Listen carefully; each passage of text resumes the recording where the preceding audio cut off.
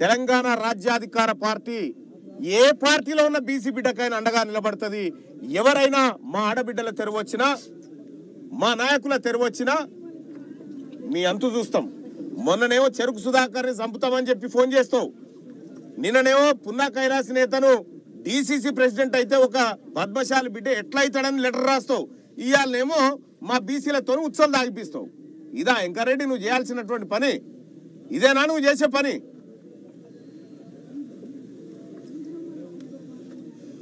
కాబట్టి ఈ నల్లగొండ నియోజకవర్గంలో ఇంత దుర్మార్గంగా బీసీలను అణిచివేతకు గురి చేసి ఒక యాదవ్ బిడ్డతోని మూత్రం దాగిపిస్తా ఉన్నావు కదా.